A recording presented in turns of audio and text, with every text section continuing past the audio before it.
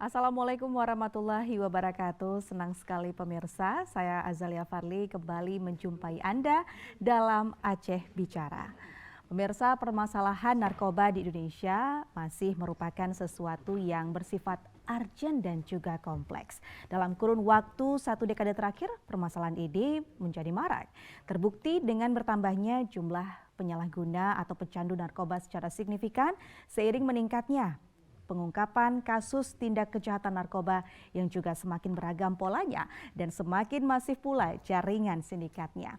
Dampak dari penyalahgunaan narkoba tidak hanya mengancam kelangsungan hidup dan masa depan penyalahgunanya saja, namun juga masa depan bangsa dan negara. Tanpa membedakan strata sosial, ekonomi, usia maupun tingkat pendidikan. Sampai saat ini, tingkat peredaran narkoba juga merambah pada berbagai level, termasuk kalangan pelajar.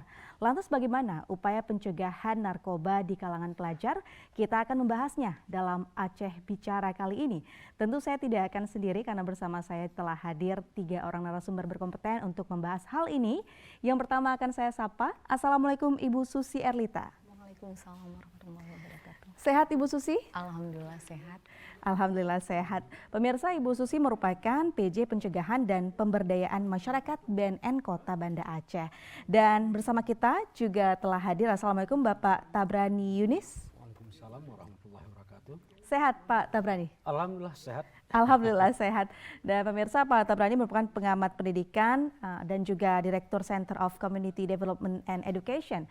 Dan karena kita membahas tentang pelajar, kali ini juga perwakilan dari yang biasanya bersama pelajar. Sudah bersama kita juga Kepala SMA Negeri 6 Banda Aceh. Assalamualaikum Bapak Khairul Razi. Waalaikumsalam warahmatullahi wabarakatuh. Ya, dan terima kasih kepada ketiga narasumber saya yang hari ini juga alhamdulillah sehat semuanya. Ya, kita membahas tentang pencegahan narkoba di kalangan pelajar. Namun sebelumnya saya ingin bertanya kepada Ibu Susi terlebih dahulu terkait dengan situasi terkini, khususnya mungkin di Kota Banda Aceh ya, untuk data dari Ibu Susi atau mungkin jika ada data di Acehnya juga boleh, terkait penyalahgunaan narkoba itu sendiri seperti apa sejauh ini? Terkait dengan datanya, kita BNN RI itu bekerja sama dengan Puslidan Datin atau Pusdikes itu di tahun 2017 secara nasional. Memang penelitian kita tiap tahun, tapi secara nasional dia meneliti bahwa angka pemakaian atau penyalahgunaan narkoba di kalangan pelajar, khususnya pelajar tingkat SMP dan dicampur dengan mahasiswa itu sekitar 27,32%. Ini menunjukkan bahwa angka prevalensinya memang meningkat, naik. Kemudian untuk penyalahgunaan secara umum, secara nasional, kita Aceh ini berada di provinsi nomor 6 penyalahgunaan narkoba yang rankingnya setelah provinsi-provinsi lainnya secara nasional. Oke, kalau kita sesuai dengan tema kita Bu Susi terkait dengan pelajar sendiri, apakah ini memang menjadi kalangan yang salah satu paling rentan untuk terjerumus penyalahgunaan narkoba? Seperti kita ketahui juga yang mungkin ada penelitian dan hal-hal lain, pelajar itu kan memang tahap remaja paling rentan karena dia saatnya mencoba-coba. Karena biasanya angka coba-coba itu meningkat karena di kalangan pelajar itu karakternya kepengen tahu dan rasa ingin tahu yang tinggi. Itulah kenapa kita melakukan penyuluhan-penyuluhan ke sekolah-sekolah setingkat SMP dan SMA, di mana dalam hal namanya sosialisasi ke sekolah ataupun menjadi pembina upacara di tiap Senin, itu adalah untuk membekali pada remaja-remaja kita supaya ada peningkatan daya tangkal atau daya tahan remaja itu dalam membentengi dirinya untuk tidak melakukan penyalahgunaan narkoba dan juga bisa mengatakan atau menolak dari tawaran-tawaran dari kurir-kurir yang melakukan peredaran narkoba di kalangan pelajar itu sendiri. Oke, berarti memang dari datanya juga dan dari kesimpulannya itu pelajar salah satu kalangan yang cukup rentan untuk penyalahgunaan narkoba. Namun Pak Tribani, untuk menanggapi bahwasannya remaja ini khususnya pelajar ya, kita bicarakan kelompok pelajar, bagaimana sebenarnya besarnya resiko ketika dia akhirnya memilih untuk mencoba-coba menggunakan narkoba? Oke, pertama terima kasih. Pertama sebenarnya kalau kita berbicara masalah narkoba ini kan persoalan yang bukan persoalan baru. Iya. Ini persoalan yang sudah cukup lama, bisa jadi ya Luar hampir sebaya apa dengan usia manusianya kan begitu. Nah jadi kalau tema kita hari ini mungkin kita akan lebih khusus menyorot tentang apa namanya narkoba di kalangan pelajar. Saya kira ini sesuatu yang juga bukan hal baru dan saya yakin sebenarnya apakah Dinas Pendidikan ataupun mungkin BNN itu sudah memiliki apa namanya semacam modul tentang penanganan itu. Namun demikian kan ini kan kalau kita lihat sekarang ini juga tidak bisa itu menjadi bagian daripada pekerjaannya BNN, pekerjaannya sekolah karena ini persoalan-persoalan yang menjadi apa namanya ya penyakit sosial ya. Walaupun dia anak sekolah, tapi kan ketika dia mengkonsumsi narkoba kan bukan selamanya di sekolah dan bisa saja tidak di sekolah, tetapi mereka mengkonsumsi di luar. Nah, kondisi inilah yang sebenarnya yang merupakan kondisi yang sangat memprihatinkan bagi kita ketika tadi dikatakan prevalensi ataupun katakanlah dia menjadi meningkat. Dan peningkatan ini juga tidak terlepas dari semakin rapuhnya ya hubungan antara tripusat pendidikan. Jadi kalau saya melihat secara dalam pandangan dalam perspektif pendidikan ini kan ada yang salah di mana renggangnya ya hubungan antara tripusat pendidikan, keluarga, sekolah dan masyarakat yang membuat ini semakin tinggi. Nah, sudah menjadi ya sudah memang begitu alamnya bahwa yang namanya remaja, usia remaja adalah usia di mana dia sangat suka dengan mencoba-coba. Jadi narkoba itu sendiri juga ya tidak selamanya dia tidak akan langsung membeli, tetapi ya memang karena ada yang mengajak mungkin dia mencoba atau mungkin dia karena dia bergaul. Ya ini kan yang harus diperhatikan bahwa orang tua memang harus melihat bagaimana tingkat pergaulan ya anak-anak di rumah ataupun di masyarakat dan ini selama ini juga kan orang tua semakin renggang juga ya dalam hal melakukan kontrol terhadap anak-anaknya, bagaimana pergaulan anak-anaknya. Sebab kalau kita lihat fenomena yang terjadi saat ini kan sebenarnya narkoba itu juga ya berawal juga lah dari kebiasaan anak-anak mulai merokok. Sekarang ini kalau kita mau jujur melihat banyak sekali siswa yang memang pada jam-jam sekolah, sebelum jam sekolah itu malah sebelum masuk ke sekolah mereka singgah dulu di kios-kios dan di situ ya mereka berhenti bersama-sama semua dan merokok. Dan ini merupakan langkah awal untuk menuju kepada konsumsi narkoba.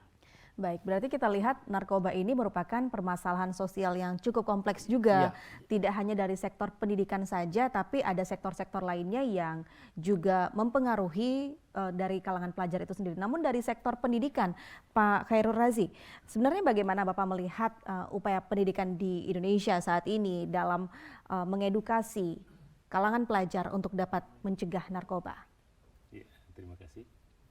Sebelumnya saya ingin menyampaikan sedikit dulu bahwa ketika berbicara tentang narkoba di kalangan pelajar, seakan-akan leading sektornya sekolah, guru, seakan-akan. Padahal tadi sudah dikatakan ada tripusat itu ya. Nah, selama ini kita di sekolah memang habis-habisan dengan berbagai daya upaya melakukan pencegahan terhadap kemungkinan siswa itu menggunakan narkoba.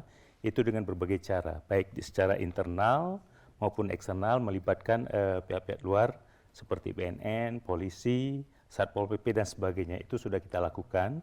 Dan di dalam juga kita mendeteksi dini terhadap siswa-siswa yang berpotensi dia menggunakan narkoba. Awalnya, kegiatan awalnya seperti dikatakan tadi bahwa rokok indikasi awal dia akan menuju ke sana. Jadi kita pencegahan sedini mungkin.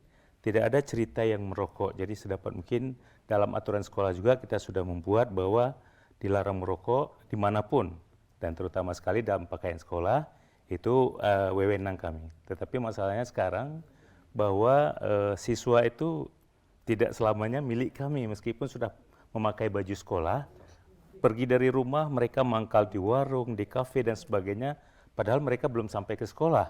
Tapi sayangnya masyarakat secara umum ya menyalahkan, wah ini sekolah, ini guru. Padahal kita belum tahu mereka mangkal di mana. Jadi di sini kita pertanyakan juga orang tua, kemudian masyarakat, kemudian juga ya semua yang terlibat, ya polisi kah atau siapapun. Jadi kita sudah melakukan berbagai upaya. Kalau dengan BNN, seingat saya dulu ketika pernah memimpin sekolah yang besar di SMA 1, kita tes urin terhadap siswa. Tapi memang alhamdulillah ketika itu secara acak kita ambil, memang tidak ada. Kita juga menyampaikan kepada siswa, kita akan tes urin. Bagi mereka yang ada terindikasi ada menggunakan narkoba atau minum obat yang mengandung narkoba, tolong dilapor. Kalau dilapor duluan tidak akan diproses. Tapi kalau seandainya mereka diam-diam dan tidak mau jujur, itu mungkin bisa jadi bermasalah. Tapi sejauh ini memang tidak ada. Tetapi memang harus kita akui, di kalangan pelajar itu sangat rentan. Mereka tidak mesti punya uang banyak, tapi godaan pertama dikasih gratis atau dirasakan. Setelah merasa itu, kemudian mereka dengan berbagai cara akan mencari sendiri. Karena memang narkoba itu bukan hal yang baru lagi seperti dikatakan, seumur dunia bahkan bisa jadi. Makanya tidak habis-habisnya kita berbicara tentang itu, cuman susahnya kita seperti menghasta kain sarung. Di mana kita harus memulainya? Gali lubang, tutup lubang. Berharap kepada yang mencegah, tapi ternyata itu juga yang melakukan. Jadi memang kita tidak tahu bagaimana harus melakukannya. Tapi meskipun demikian, langit runtuh sekalipun, kami guru terus saja mendidik, membimbing, dan mengayomi siswa untuk ilmu pengetahuannya dan juga terhindar dari narkoba ini. Memang sangat membahayakan. Oke, dan ini menarik mengenai deteksi dini yang tadi juga setelah dijelaskan Pak Tribadi dan juga Pak Khairul Aziz, awalnya itu bisa dari rokok, misal dari pergaulan dan sebagainya. Namun kalau untuk dari BNN sendiri, ketika berupaya untuk melakukan pencegahan dan terlihat adanya deteksi dini yang disebutkan tadi yang mengarah ke penyalahgunaan narkoba, biasanya akan ada program atau bersikap seperti mana? BNN yang selama ini sudah dalam hal pencegahan, yang seperti Pak Kepala mengatakan tadi, mungkin kita ada kerjasama dengan instansi terkait, dengan Satpol PP, kita ada merazia program namanya merazia anak sekolah yang di jam sekolah, tapi dia melakukan bolos ataupun suka nongkrong di arena-arena yang agak sepi di pinggir kali yang kita curigai dia mungkin lokasi dia untuk memakai narkoba. Jadi beberapa kali kita kerjasama dengan Satpol PP, kita menunggu di BNN, kadang-kadang kita ikut juga dengan Satpol PP Kota Banda Aceh, dan ada beberapa juga yang dirazia sama Satpol PP dibawa ke BNN Kota Banda Aceh. Kemudian anak-anak tuh ada yang perempuan, ada siswa laki-laki, kita deteksi dini dengan tes urin, dan ada beberapa mungkin yang kita deteksi dini hasilnya tidak menjurus atau terindikasi memakai narkoba. Mungkin orang tua hanya bolos, tapi kita tetap melakukan asesmen yang di bidang rehab, ada dokternya, kita melakukan asesmen, maksudnya kenapa orang ini berada di posisi ini. Rata-rata pengakuan mereka bahwa mereka ada beberapa itu yang bolos itu memang anak-anak yang kurang harmonis dengan mungkin keluarga yang kurang harmonis. Jadi orang tuh di rumah berangkat ke sekolah, orang tuanya izin, ada yang bawa kereta sendiri. Jadi kan tanpa diantar sama orang tua, ada yang sudah diantar ke pintu gerbang, berbalik orang tuanya kembali ke rumah, dia tidak masuk ke sekolah. Jadi prosesnya kita kadang-kadang tidak melapor ke sekolah untuk menjaga nama, Pak, kan. Jadi kita tanya siapa yang orang tua kamu yang bisa kita hubungi, dikasih nomor telepon, kita fasilitasi, kita dudukkan supaya tidak berulang lagi. Tapi dengan membuat semacam perjanjian bahwa tidak mengulang lagi untuk hal seperti itu. Kalau kita ulang, kita akan sampaikan ke sekolah. Karena kita kadang-kadang anak ini takut kalau kita sampaikan ke sekolah hal-hal dia misalnya seperti ini kan termasuk ke dalam hal nakal. Tapi nakal itu kan belum menjurus ke dalam hal penyalahgunaan narkoba. Jadi orang ini kadang-kadang takut orang ini dibully di sekolah. Jadi dengan membuat perjanjian itu tidak akan terulang lagi. Dan kerjasama ini terus berlanjut seperti itu. Baik, berarti memang ada kerjasama dari BNN dan juga Satpol PP. Namun kalau untuk dari BNN dan juga dinas-dinas pendidikan seperti apa? Kita kalau untuk stakeholder Kota Banda Aceh, terutama Dinas Pendidikan, kita udah namanya perjanjian kerjasama. Kita sudah MOU dengan beberapa sekolah, dan isi dari MOU itu ada juga kita sosialisasi. Kalau dengan Dinas Pendidikan, karena kita istilahnya sekolah-sekolah setingkat SMP kan dibawahi sama Dinas Pendidikan Kota Banda Aceh, misalnya sudah membuat semacam kerjasama. Dan setiap kegiatan kita, kegiatan BNN itu, biarpun kita ranahnya tidak mencakup semua, tapi setiap tahun kita ada kegiatan yang namanya BIMTEK di dunia pendidikan. Kita ada juga yang istilahnya dialog remaja teman sebaya untuk teman sebaya kita umurnya 13 sampai 18 tahun. Kemudian kita bersosialisasi ke sekolah-sekolah setingkat SMP dan juga SMA di Kota Banda Aceh, serta menjadi pembina upacara di Senin di beberapa, hampir seluruh sekolah di Kota Banda Aceh kita melakukan kegiatan tersebut. Kemudian kita ada juga misalnya kita berremaja itu kan kita harus menyentuh juga hati keluarganya. Jadi kita ada kegiatan namanya ketahanan keluarga. Karena di Kota Banda Aceh, 90 kampung di Kota Banda Aceh memang kita belum semuanya ber-MOU untuk menjadi kampung bersinar. Tetapi dari beberapa keluarga di kampung Kota Banda Aceh, kita sudah mengajak untuk namanya ketahanan keluarga anti narkoba. Sedangkan kita membekali keluarga-keluarga ini, karena keluarga yang harmonis biasanya jauh dari anak-anak yang melakukan penyalahgunaan narkoba. Tetapi di zaman sekarang keluarga harmonis tuh atau broken tuh, maksudnya keluarga broken tuh bukan keluarga lagi yang kita lihat orang tuanya bercerai. Tetapi kita lihat orang tuanya di dalamnya masih bersama, tetapi sering terjadi ketidakharmonisan di dalamnya. Sering terjadi orang tua tidak peduli dengan anaknya lagi, kemana anaknya jam berapa pulang sekolah, anaknya kemana, dan tujuan dari anaknya pergi tidak terpantau lagi.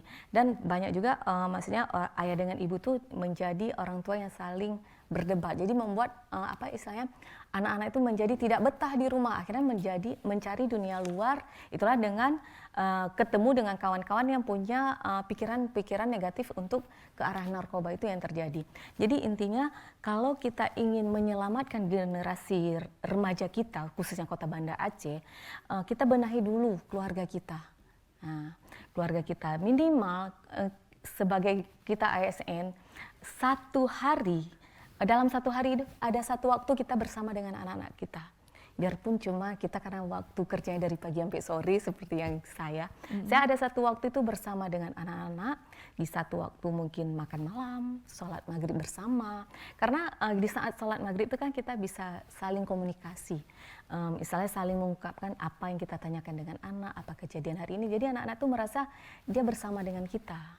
Jangan kita juga dengan waktu sedikit kita harus sibuk dengan HP. Anak itu waktu kita tanya kenapa kalian begini, orang tua saya di rumah memang ada, tapi orang ini sibuk dengan dunia masing-masing. Itu ada keluh kesah seperti itu. Jadi intinya kita memperbaiki dengan membentengi remaja kita, khususnya tingkat SMP dan SMA, itu dengan membenahi keluarga kita menjadi keluarga yang harmonis. Baik, berarti semuanya berawal dari rumah terlebih dahulu ya, untuk menciptakan keluarga yang harmonis agar juga anak di luar sana tidak mencari hiburan yang ujung-ujungnya lingkungan yang salah juga. Dan Pak Tabrani, mengenai juga dengan edukasi tentang penyalahgunaan bahaya narkoba saat ini yang sudah mulai digalakan juga ke tingkat pelajar, namun di pandangan Pak Tabrani seperti apa? Oke, persoalan ini saya pikir kalau saya melihat ya, narasi pencegahan itu kalah bersaing dengan narasi-narasi tentang kasus-kasus narkoba. Ya, idealnya kalau tadi kan seperti diceritakan oleh Bu Susan bahwa ya pendekatan-pendekatan itu saya bilang masih banyak pendekatan yang sifatnya konvensional. Nah, sementara sekarang di dunia kan berubah nih. Anak-anak mendapatkan informasi, mendapatkan edukasi, ya biasanya di media-media selain yang pernah dilakukan. Sekolah pun juga sebenarnya tidak begitu bisa diharapkan bisa mengedukasi ketika melihat kencangnya kasus-kasus ini. Dan hari ini saja kita ada berapa kasus yang kita bisa baca tentang itu. Nah, oleh sebab itu ya sebenarnya hendaknya disesuaikanlah bagaimana beradaptasi dengan kemajuan teknologi digital saat ini dan membuat inovasi-inovasi dalam hal menyampaikan narasi-narasi yang bersifat pencegahan. Sebab kalau namanya kuratif kan bukan begini strateginya. Jadi strategi awal sebenarnya memang diawali dengan membuat narasi-narasi yang memang untuk membangun kesadaran kritis anak-anak, kesadaran kritis masyarakat, ya orang tua. Karena tadi kalau dikatakan, kalau saya juga mengatakan bahwa karena memang kita di dalam pendidikan juga sudah selalu kita katakan bahwa rumah atau keluarga adalah lembaga pendidikan yang pertama dan utama. Jadi oleh sebab itu pendekatan ini adalah bagaimana menuntut juga ya keluarga untuk bisa ya memberikan pemahaman kepada anak-anak tentang atau katakanlah memberikan juga narasi-narasi yang baik terhadap kepada anak-anak tentang ya apa itu narkoba, mengapa dia berbahaya, jadi kalau kamu konsumsi maka kamu akan jadi seperti apa. Nah ini kan sesuatu yang harus disampaikan sehingga ada upaya untuk mengatakan maka kamu hindarilah, jauhilah dan jangan pernah dekat dengan dengan narkoba. Nah tapi yang sekarang yang kita lihat ya seperti ini. Jadi coba media sosial begitu banyak, tapi berapa banyak media sosial yang dimanfaatkan untuk menyampaikan narasi-narasi yang sifatnya bisa membangun kesadaran masyarakat terhadap masalah ini. Dan ini kan bukan hanya persoalan di kota Banda Aceh saja. Persoalan di Aceh, saya kira persoalan yang sangat serius. Malah kalau saya melihat dampaknya, ini lebih besar dampak ini daripada konflik selama 30 tahun. Kenapa ya? Kalau konflik mungkin dulu orang membutuhkan senjata untuk membunuh. Kalau sekarang ini untuk membunuh cukup dengan menggunakan serbu-serbu atau narkoba. Jadi saya juga menjadi heran juga misalnya suatu ketika saya ikut kegiatan penelitian yang juga saya tanyakan di sini kalau ganja bagaimana? Bagaimana peredaran di sini? Jawaban mereka apa? Ganja katanya. Ganja sudah ketinggalan zaman.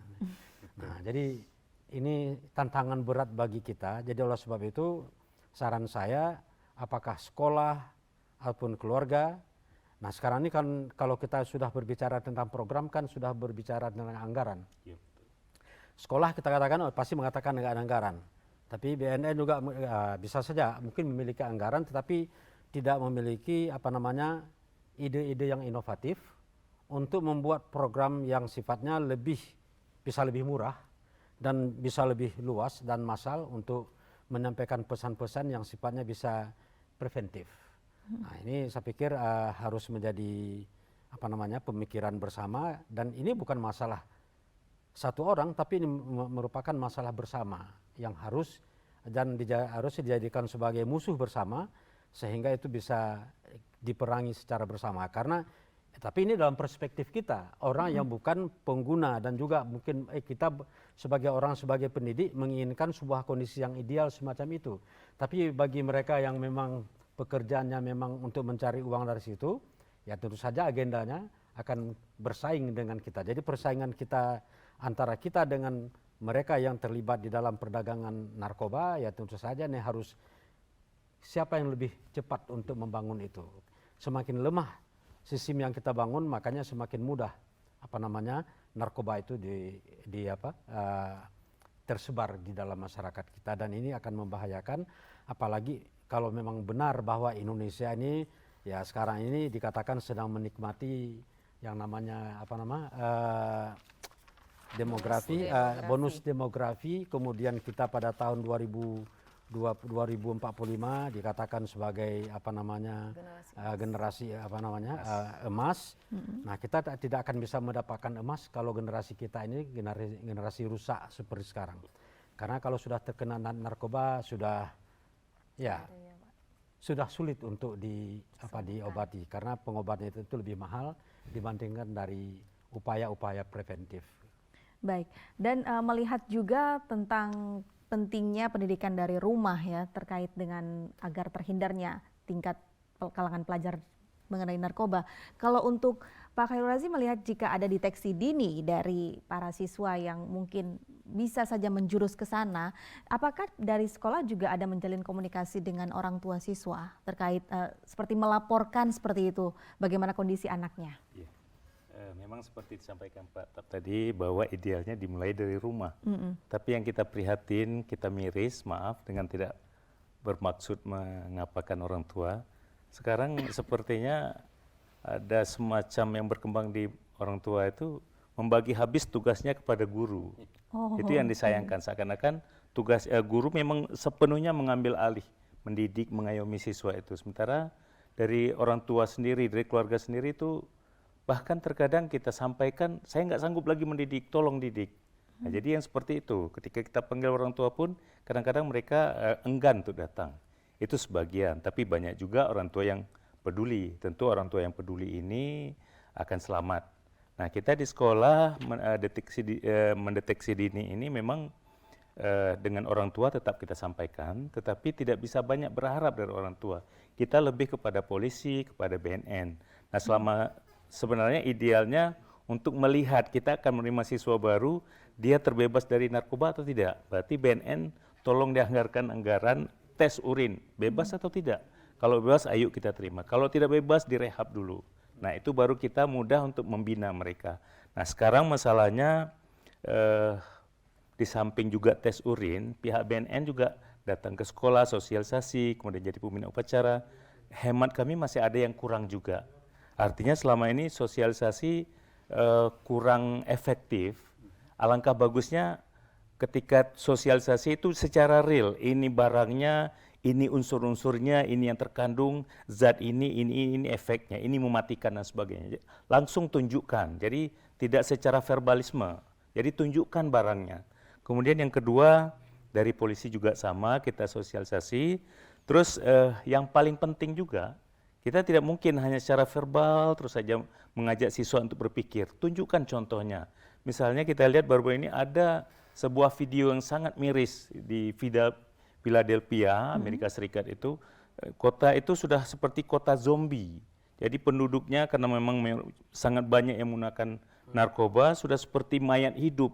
Di sudut-sudut kota itu mereka tertidur, terlungkup, macam-macam lah kejadian. Yang seperti itu perlihatkan kepada siswa. Kalau kalian memang menggunakan ini, inilah risikonya. Jadi perlu real, kasih nampak pada mereka. Jadi kalau kita jelaskan, rasanya memang susah juga untuk bisa sampai kepada mereka.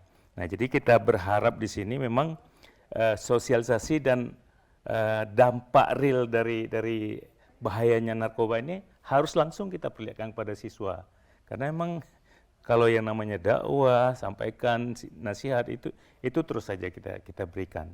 Nah, sekarang pun narkoba juga macam-macam lah kelasnya. Ada yang dari kecil dulu, kalau tadi dikatakan ganja udah ketinggalan zaman, benar juga. Itu dirasakan seakan-akan itu udah ketinggalan zaman, malah ada yang lebih keren, ya sabu atau bahkan di atasnya. Ya, kita tidak susah juga karena di level masyarakat itu ketika kita tidak bisa menjangkau siswa di luar, itu siapa yang bertanggung jawab? Makanya kami berpikir Dinas Pendidikan akan mengajak pihak polisi kah, Satpol PP, BNN, itu terkadang kita turun ke lapangan, mencari sekali melihat, kemudian nanti ada pembinaan. Jadi memang harus masif kita lakukan. Kalau tidak generasi kita seperti sampaikan Pak Tabrani, generasi yang tidak jelas nanti. Kalau sudah kena narkoba berarti tamatlah sudah riwayatnya. Kami melihat seperti itu. Baik, dan terkait saran tadi ya untuk pendekatan sosialisasi, mungkin dari Bu Susi sendiri adakah dari BNN mungkin trik-trik lainnya dengan pendekatan lainnya agar bisa masuk ya ke alam bawah sadar atau pikiran dari para pelajar ini untuk bisa menghindari narkoba. Jadi tidak sekedar mendengarkan ya. Iya, ya. Tidak hanya sekedar mendengarkan. Karena saya rasa sebenarnya para pelajar ini tahu bahwasannya narkoba itu tidak boleh, narkoba itu berbahaya, betul, tapi tetap pengen dicoba. Itu bagaimana? Ada trik-triknya tidak? Kalau kita pikirkan trik itu kan memang pencegahannya itu kan dari individu berarti. Dari individu. Kita cuma mengajak ataupun kita berharap misalnya kalau kita masuk ke sekolah itu siswa-siswi itu mau dari diri sendiri. Itu seperti orang merehab diri sendiri. Jadi istilahnya penolakannya, pencegahannya, apapun kalau tidak dari diri sendiri memang susah. Nah, jadi kalau untuk pelajar tuh kita selalu mengatakan jangan pernah mencoba-coba. Itu inti dari pencegahan kita. Karena yang sudah mencoba tidak akan pernah sembuh tidak akan pernah sembuh lagi kan. Kemudian kita juga disosialisasi seperti dari Pak Kepala SMP 6. Kita memang memberikan beberapa video yang semacam beberapa pengguna narkoba yang melakukan penyalahgunaan narkoba itu yang sudah memakai, dia terjadi overdosis. Jadi kan ditanamkan mungkin karena biasanya seperti Bapak katakan, dia kalau kita masukkan secara tontonan itu lebih mudah. Lebih mudah daripada kita menjelaskan dengan misalnya, oh ini bahaya ini. Tapi kita menampakkan secara, oh kalau kamu memakai narkoba, otak kamu rusak. Kita kasih nampakkan kalau kerusakan otak karena memakai narkoba jenis ganja ini seperti ini. Kerusakan otak karena memakai sabu seperti ini. Sedangkan otak normal kalian isinya seperti ini, indah bercahaya. Tapi jadi orang tuh, jadi kalian pernah nggak membayangkan seperti belum? Berarti itulah intinya setiap kita sosialisasi, kita meminta juga di sekolah jangan terlalu banyak. Jadi anak-anak nggak fokus. Kita minta, maksudnya triknya sosialisasi itu per misalnya kalau per kelas, kita minta kan kita ada beberapa penyuluh kita di BNN Kota Banda Aceh, kita minta penyuluh yang berganti-ganti.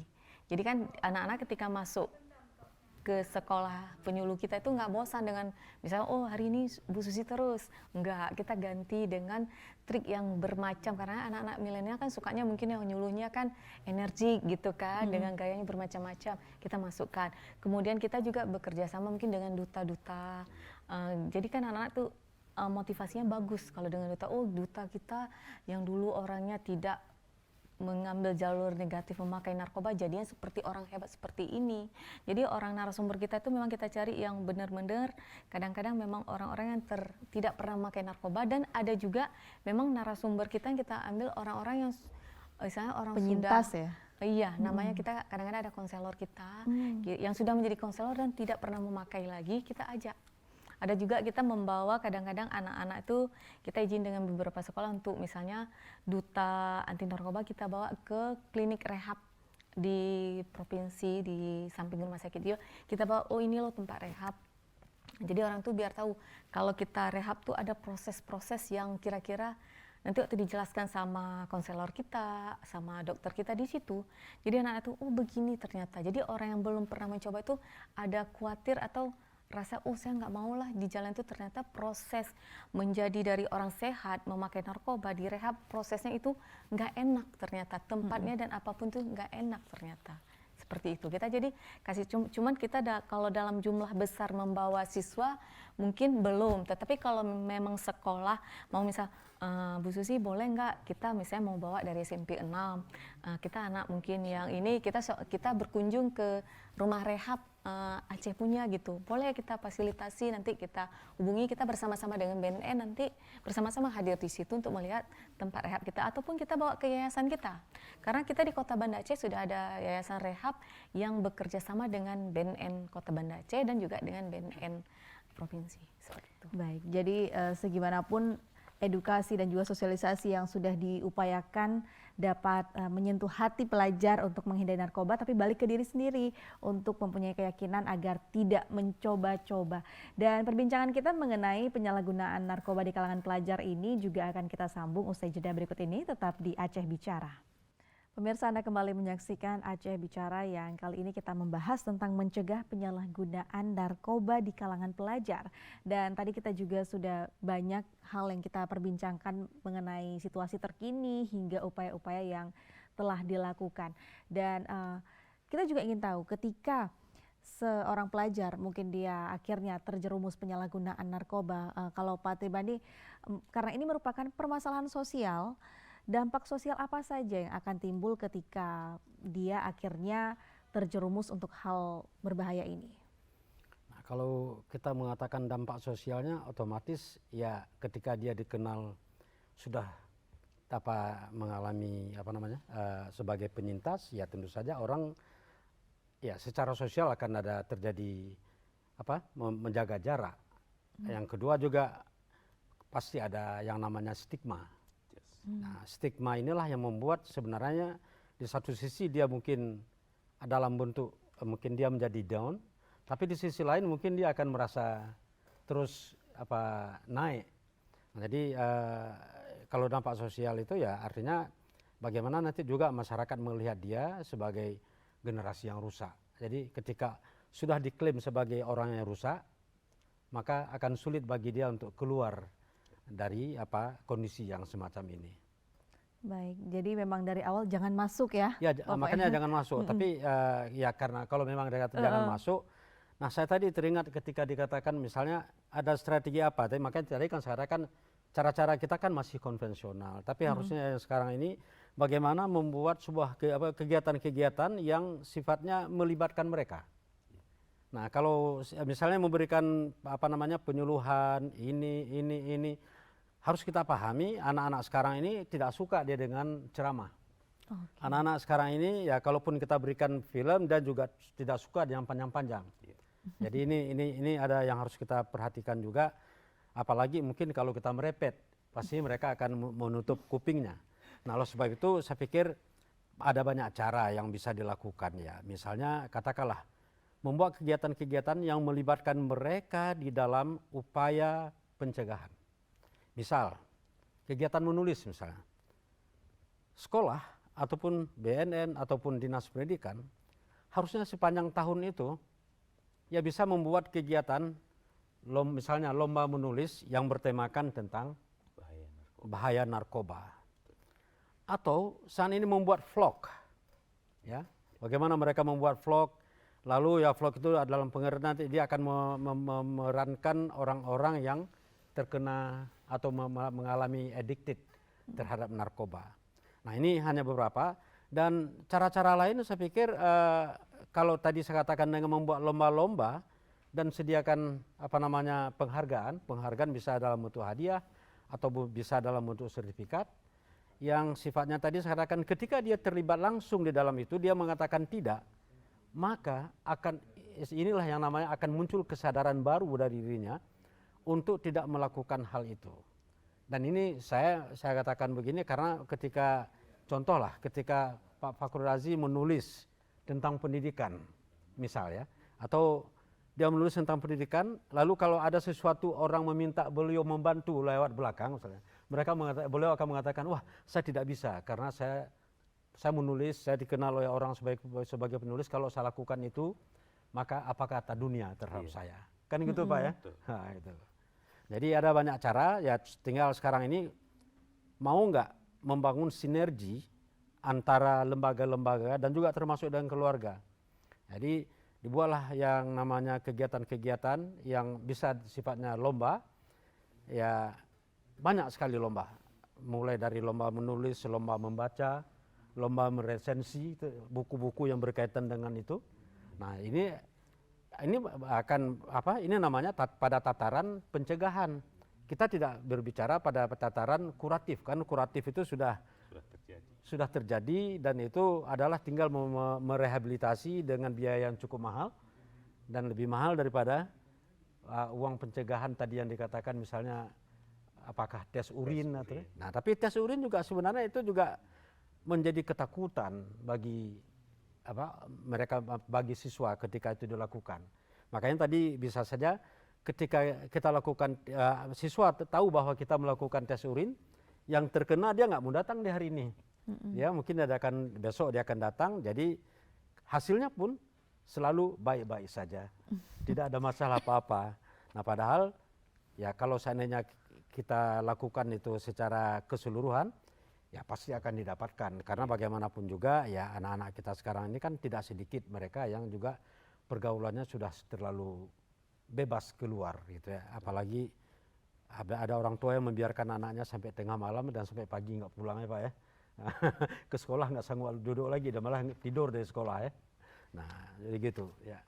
Iya, dan sejauh ini mungkin Pak Fakhrul Razi belum pernah ya Pak ya untuk di sekolah yang pernah Bapak pimpin mungkin kedapatan atau kita tidak usah membicarakan kasus ya, tapi mungkin jikalau ada, sebenarnya kalau dari sekolah sendiri ada regulasi tidak Pak terkait narkoba ini? Ya, memang tata tertib di sekolah itu aturan sekolah. Kalau siswa memang didapatkan menggunakan narkoba itu otomatis dikembalikan kepada orang tua, bukan dikeluarkan, dikembalikan. Kami tidak sanggup membina lagi, karena memang hal itu nanti ujung-ujungnya sangat-sangat parah. Karena memang di sekolah juga kita sudah melakukan pengalaman saya memimpin beberapa sekolah. Sebagai kepala sekolah saya tetap saja meningkatkan kegiatan-kegiatan ekstrakurikuler. Jadi tidak ada ruang gerak siswa itu yang tidak terkontrol selama di sekolah. Jadi berbagai kegiatan ekstrakurikuler, apakah itu olahraga, seni dan sebagainya, itu kita buka ruang gerak untuk mereka. Jadi mereka tidak sempat kosong itu berpikir untuk melakukan hal yang tidak baik. Jadi pengalaman saya sudah beberapa sekolah tetap saja ekstrakurikuler itu harus muncul di sekolah. Sehingga siswa itu akan senang, akan betah, dia kreatif mereka di sekolah. Tapi kalau memang hanya belajar di kotak 9 kali 6 meter itu, hanya itu yang dilakukan jadi kutu buku, mereka juga akan jenuh. Tapi ketika sekali nanti kita ekstrakurikuler, katakanlah senam bersama, guru-guru semua terlibat, bahkan masyarakat juga, jadi ada sesuatu yang membuat mereka senang gitu. Jadi kuncinya juga salah satu yang sangat membantu, perbanyak kegiatan ekstrakurikuler. Terlebih untuk kurikulum sekarang ini, ekstrakurikuler menjadi nominasinya untuk terlaksananya kurikulum yang baru ini. Jadi itu saya pikir. Ya, gurunya juga. Nah, guru juga maaf sedikit, untuk kurikulum yang baru juga, tidak semua guru juga sudah menguasai itu. Nah, memang harus belajar, jatuh bangun, belajar terus. Nah, jadi apabila memang sudah demikian adanya. Memang bahaya ya waktu senggang yang tidak ada tujuan. Jadi memang kalau dari sekolah sendiri ada program ekstrakurikuler yang jadi tidak hanya belajar di dalam kelas, ada kegiatan minat bakat yang bisa siswa ikuti yang sesuai kesukaannya. Namun kita bicarakan soal pelajar ini kan rata-rata masih di bawah umur ya Pak Bu. Dan jikalau tersandung kasus penyalahgunaan narkoba Bu Susi, seperti apa sebenarnya? Karena melihat dari segi hukum usianya mungkin masih di bawah 15 tahun. Kita kalau segi hukum kan BNN itu kalau dia yang melapor, kita kan sudah pernah memberikan namanya BIMTEK dengan guru-guru konseling sama kepala sekolah. Kita kan di guru konseling itu kita udah mengajak untuk bersama-sama memberikan arahan kalau misalnya di sekolah ada yang kedapatan memakai atau melakukan penyalahgunaan, itu bisa dirujuknya ke BNN. Kalau kita masih jalurnya BNN, kita tidak main hukum kan, karena apalagi itu kan masih siswa, pelajar itu kita bina istilahnya. Udah tuh yang melakukan penyalahguna itu, kalau di BNN itu istilahnya kita menganggap itu si sakit itu kan bagi kita itu harus disembuhkan. Jadi kita beberapa SMP yang sekarang kita untuk BNK Kota Banda Aceh kita membawahi SMP, kita sudah membekali guru-guru konseling kita dan juga kepala sekolah supaya melaporkan apapun kegiatan yang menjurus kepada penyalahguna biar dibawa ke BNN Kota Banda Aceh. Kalau belum bisa diselesaikan di sekolah, nanti di kita ada tim asesmen, ada dokternya, ada konselornya, ada perawatnya. Di situ di asesmen selama 30 sampai 1 jam, nanti anak-anak membuka dirinya. Yang kadang di rumah dia terasa baik-baik saja, yang orang tuanya merasa, oh anak saya keren gini-gini. Di sekolah guru, cuma seperti Bapak katakan, yang tahu anak kita malah kadang-kadang guru di sekolah. Nah, kadang ada yang guru konseling mengatakan, ada tuh di sekolah kita anak perempuan perokok, vape. Ketahuannya dari kawan-kawan. Akhirnya dirujuk dengan kita, dikonsultasikan, belum mengarah ke penyalahgunaan yang lain. Jadi insya Allah kan bisa terselamatkan lebih dini dan orang tua pun dilibatkan di dalamnya. Jadi kita istilahnya bukan, oh BNN udah kedapatan dengan sekolah. Sekolah tetap mengajak orang tua.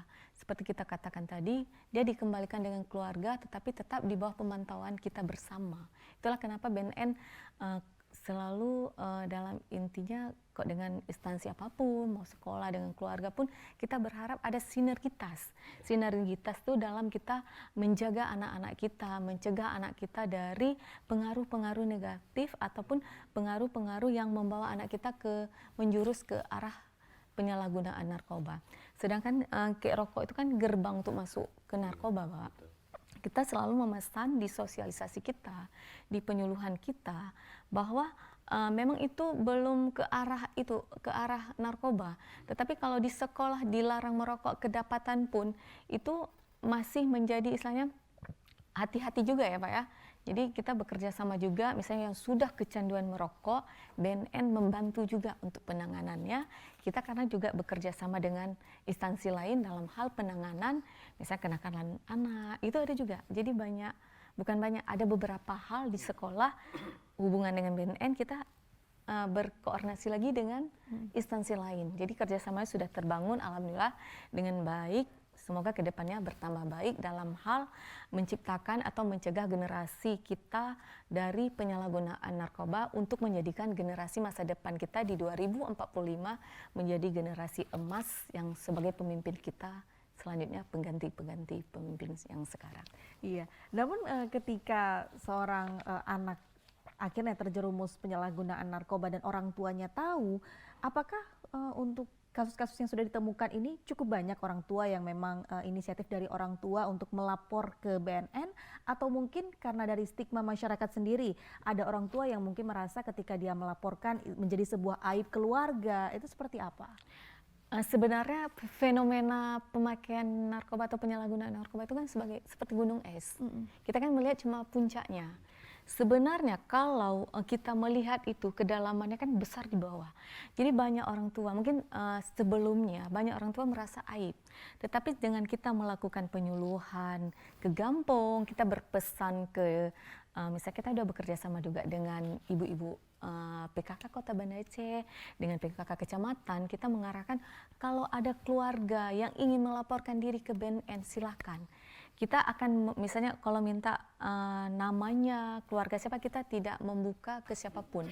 Kita menjaga kerahasiaan dari pasien klien kita dan keluarganya. Karena itu kan supaya dia bisa kalau mau rehab tuntas. Karena biasanya kalau yang melapor keluarga orang yang agak level keluarga agak di atas, agak misalnya bukan keluarga yang agak di bawah kan malu, mungkin anak siapa dengan pekerjaan orang tua yang gini mungkin akan membuat malu keluarga. Itulah kita menjaga privasi. Karena di kita bukan sekedar anak, ada juga orang yang sudah berumur 60 masih ada menjalani rehab, tapi kita rahasiakan.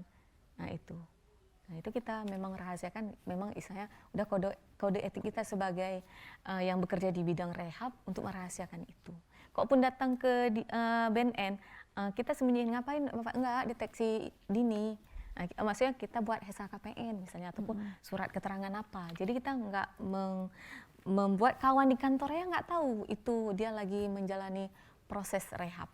Cuma kalangan tersendiri. Sebegitunya kita merahasiakan data-data dari klien kita. Baik, berarti memang privasinya cukup terjaga agar orang tua segera melakukan upaya ya agar anaknya yang mungkin ada yang terlanjur terjerumus bisa segera melakukan rehab sebelum lebih jauh lagi. Dan Pak Tribandi, setelah kita perbincang cukup banyak juga dari segi pendidikan dan dari segi upaya dari BNN juga terkait dengan pencegahan penyalahgunaan narkoba di tingkat pelajar. Dari pandangan Bapak, apakah ada hal-hal yang harus diperbaiki lagi baik dari regulasi ataupun strategi dan sebagainya untuk bisa tepat sasaran? Ya, saya kira itu tetap selalu ada. Nah, persoalan kita sebenarnya ini kan kenapa mereka terjerumus juga tidak lepas dari ada akar masalah pendidikan. Akar masalah pendidikan kita saat ini terkait dengan persoalan literasi. Nah, ketika mereka tidak memahami dengan benar tentang narkoba, ini adalah persoalan literasi. Yang ini merupakan persoalan pendidikan kita yang yang disentuh tetapi hanya sekedar menyentuh-nyentuh saja. Jadi tidak serius gitu ya. Jadi oleh sebab itu ya saya pikir tadi kenapa saya mengatakan kegiatan-kegiatan itu juga kegiatan literasi untuk membangun pemahaman masyarakat secara individu. Jadi secara pribadi juga dia akan mampu membangun kesadarannya ketika kemampuan literasinya itu ditingkatkan. Jadi oleh sebab itu kalau tadi dalam fenomena gunung es bahwa yang nampak selama ini kalaupun apa yang dilakukan rata-rata kita mengatasi yang nampak di permukaan, yang di bawahnya terus membakar. Jadi, nah oleh sebab itu haruslah berorientasi kepada bagaimana menggali persoalan yang ada, ya salah satunya persoalan literasi. Jadi kalau anak-anak tadi banyak membaca atau remaja-remaja nih, anak-anak sekolah banyak membaca tentang ini dan dia meningkat pengetahuannya tentang itu, maka dia akan bisa mengidentifikasi apa yang akan terjadi dan mengapa ini terjadi. Lalu kalau dengan begini kita harus bersikap seperti apa. Ini akan terbangun ketika kemampuan literasi si para siswa itu terbangun. Jadi kalau strategi, saya pikir cukup banyak strategi lagi yang masih bisa, yang bisa kita cari, apalagi asal mau berinovasi. Nah, jadi begitu. Jadi yang paling penting lagi adalah bagaimana mulai saat ini yang saya katakan tadi, mari kita ajak masyarakat menjadikan ini sebagai musuh bersama yang harus ditangani secara bersama. Jangan hanya melepaskan ke sekolah hanya berapa jam anak-anak di sana, sementara selebihnya anak-anak berada di rumah. Saya kira begitu. Iya, mungkin terakhir juga untuk Pak Tabrani mengenai harapannya terkait dengan tema kita untuk baik dari segi pendidikan dan juga pemerintah seperti apa? Nah, harapan saya itu tadi, bagaimana membangun sinergi antar sesama. Ya tadi saya katakan dari pertama tripusat pendidikan. Bisa nggak sekarang ini ya kita menyambung kembali tali asabat antara keluarga, sekolah, dan masyarakat. Menumbuhkan kepedulian masyarakat. Jadi kalau sekarang ini kalau terjadi anak-anak yang merokok di jalan nggak ada yang Dianggap biasa saja ya. Biasa saja. Dan kalau ada anak-anak berkumpul di sebuah tempat dan merokok di situ, yang penjual rokok biasa-biasa saja, yang penting tidak uang masuk, anak-anak korban mereka tidak peduli. Jadi bagaimana kita membangun kepedulian bersama dan kemauan untuk melakukan atau mencapai sesuatu kondisi yang ideal. Sinergitas tiga pihak tadi ya, yang sangat penting. Kalau untuk Pak Khairul Razi bagaimana harapannya? Yang pertama, karena memang sudah pernah ada hubungan kerjasama yang bagus dengan BNN, kepolisian, yang semuanya bermuara ke anggaran. Jadi kami saran kepada pemerintah, berinvestasilah untuk anak bangsa ini, gulirkan anggaran agar mereka bisa bekerja, tes urin dan sebagainya lah. Itu yang sangat penting juga. Karena selama ini dulu intens ya, polisi Sabu Sikula, BNN juga. Tadi saya mendengar BNN seakan Kota Banda Aceh hanya SMP. Kami juga Kota Banda Aceh, maksudnya SMA diurus oleh provinsi, tapi masalah BNN harusnya BNN masuk juga ke SMA begitu. Saran. Terus yang terakhir, kita sangat prihatin bahwa pelaku-pelaku ekonomi seperti yang punya warung, kafe dan sebagainya, itu seperti dikatakan Pak Tabrani tadi, tidak peduli kalau siswanya bolos, siswanya merokok di situ, mereka nggak peduli. Peduli amat aja nggak peduli katanya. Jadi disinilah yang sangat kita himbau pelaku usaha itu, cobalah ada semacam dukungan juga kepada kami yang di sekolah. Jangan terus saja kami yang kena jas. Jadi mohon dukungannya, dan mungkin ada payung hukumnya juga nanti ketika warung atau kafe yang menjual rokok kepada siswa atau menyediakan tempat siswa bolos itu dikenakan sanksi. Itu baru bisa jalan kita bersama bersinergi. Insya Allah pendidikan kita akan semakin baik ke depan. Insya Allah. Kalah bersaing dengan iklan, Pak. Baik, dari Bu Susi bagaimana himbauan dan harapannya? Harapan kami BNN, kita berharap sinergitas kita tetap terjaga dan lebih baik ke depannya. Karena seperti kita ketahui BNN itu tidak bisa bekerja tanpa dukungan dari instansi lain. Karena apa istilahnya, makin bagus dukungan, makin bagus generasi ke depan untuk dalam pencegahan bahaya narkoba di kalangan pelajar, seperti itu. Ya baik, terima kasih untuk ketiga narasumber saya hari ini yang telah hadir di Aceh Bicara. Ada Ibu Susi Erlita selaku PJ Pencegahan dan Pemberdayaan Masyarakat BNN Kota Banda Aceh, dan juga ada Pak Tabrani Yunis, pengamat pendidikan dan juga Direktur Center of Community Development and Education, dan juga Pak Khairul Razi, Kepala SMA Negeri 6 Kota Banda Aceh. Dan juga semoga perbincangan kita mengenai mencegah penyalahgunaan narkoba di kalangan pelajar ini dapat bermanfaat agar tiada lagi pelajar-pelajar ataupun semua kalangan ya, tidak hanya khusus pelajar tapi semua kalangan yang akhirnya terjerumus penyalahgunaan narkoba, seperti yang kita tahu bagaimana dampaknya, dampak sosial dan juga dampak pada diri sendiri. Dan terima kasih juga untuk pemirsa yang telah setia menemani selama 1 jam ke belakang. Akhirnya saya Azalia Farli undur diri dari hadapan Anda. Sampai jumpa di Aceh Bicara lainnya. Wassalamualaikum warahmatullahi wabarakatuh.